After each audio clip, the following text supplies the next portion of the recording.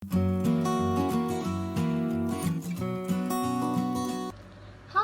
bertemu lagi dengan Kak Windy di channel YouTube seputar kuliah. Kali ini kakak akan membahas mengenai soft skill yang lain yang harus kalian miliki, yaitu mengenai problem solving. Misal nih, saat ini kalian mengikuti organisasi ataupun komunitas UKM kewirausahaan. Ternyata ada teman kalian yang sempat konsultasi mengenai permasalahan yang dialaminya ketika dia merintis sebuah usahanya. Misal nih, pada saat tahun 2017 usaha dia meningkat dan penjualannya pun terjual banyak. Namun, ketika tahun 2018 dia mengalami penurunan yang signifikan. Kira-kira kenapa ya kok bisa terjadi seperti itu? Apa yang menyebabkan tidak terjadinya target dari penjualan? Apakah karena kurangnya promosi? Apakah karena ternyata biaya produksinya terlalu mahal? Nah, supaya kita mengetahui sebenarnya permasalahan apa yang terjadi dan kita dapat menganalisis. Nah, teman-teman, dalam menganalisis masalah yang terjadi diperlukan keterampilan problem solving. Problem solving sudah digunakan secara umum oleh komunitas ataupun organisasi untuk memecahkan masalah yang signifikan terhadap proses dari komunitas ataupun organisasi. Agar tindakan pencegahan dapat dilakukan secara efektif, kuncinya adalah untuk menganalisis dari akar masalahnya. Nah, berikut adalah pendekatan yang harus kita lakukan untuk memecahkan masalah di komunitas ataupun di organisasi. Ketika kita dihadapkan sebuah permasalahan di organisasi ataupun komunitas, kita pasti buru-buru untuk memecahkan bagaimana masalah itu dapat teratasi. Namun justru malah masalah itu bisa terjadi kembali karena kita tidak menuntaskan masalah itu pada sebelumnya sampai akarnya. Yang perlu diingat, solusi harus diselesaikan dengan akar dari permasalahannya. Yang pertama-tama kita harus mendefinisikan dan juga mengukur dari permasalahannya, yaitu dengan cara apa yang terjadi jika suatu masalah yang sama terjadi lagi pada organisasi ataupun komunitas. Apa yang harus dilakukan ketika ternyata kita tidak mendapatkan tim yang sesuai target. Apa yang harus kita lakukan ternyata kita kekurangan anggota. Kapan dan masalah itu terjadi? Apakah penting masalah itu untuk komunitas ataupun organisasi? Langkah pertama ini bertujuan untuk mengidentifikasi dan juga untuk merumuskan masalah. Ketika masalah yang sudah berhasil didefinisikan, maka penting untuk kita mencari tahu akar penyebab masalah dan pahami bagaimana masalah itu bisa berhubungan satu sama lainnya. Kumpulkan sampel data mengenai masalah dan kita harus lakukan analisis untuk mengidentifikasi kenapa sih masalah ini kok bisa terjadi ya. Nah, analisis ini akan menjadi dasar untuk menemukan solusi supaya tidak terjadi masalah yang serupa di kemudian hari.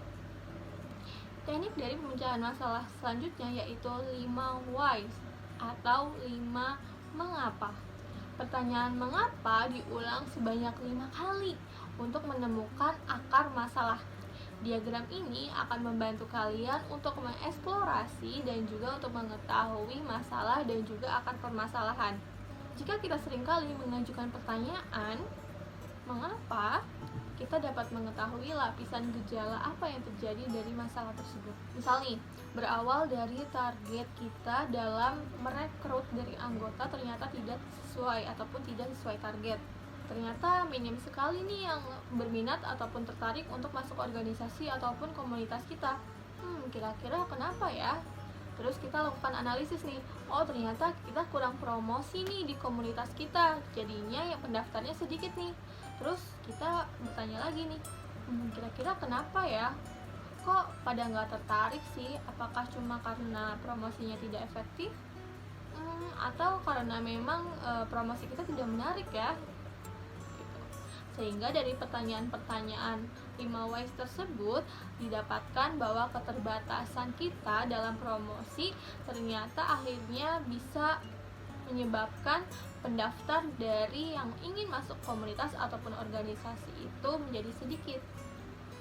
Nah, ternyata solusinya kita harus gencar nih untuk promosi dan juga mengajak influencer-influencer di kampus untuk misalkan ikut mempromosikan dari organisasi ataupun komunitas kita, misal seperti itu. Nah, bagaimana sih saat melakukan problem solving pada tim? Ada kalanya ide dan perspektif yang berbeda dari masing-masing anggota tim itu justru menjadi kendala. Untuk memudahkannya, kita bisa menggunakan fishbone diagram. Seperti ini. Fishbone diagram merupakan diagram dari sebab akibat yang menampilkan sumber-sumber dari masalah yang dimana nantinya kita bisa mengidentifikasi dari masalah tersebut.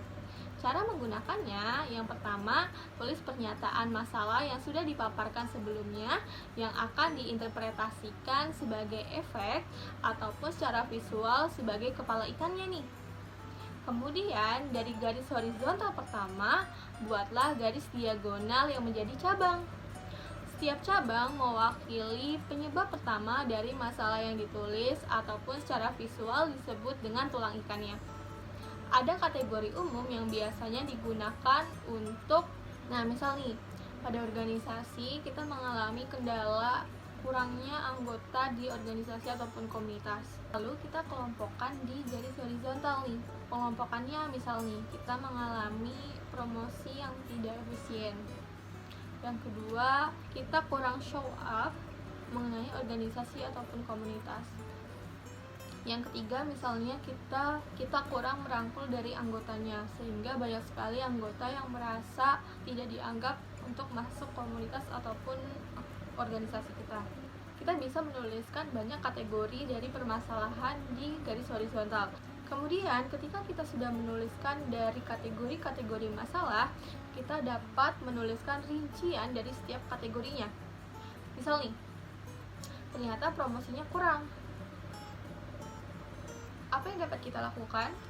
Nah, ketika kita sudah menuliskan detail-detail dari permasalahan setiap kategori, kita cari nih, sebetulnya ada nggak sih masalah yang harus kita prioritaskan untuk diselesaikan terlebih dahulu? Misal di kategori A dan di kategori B, ternyata kita mengalami masalah yang relevan.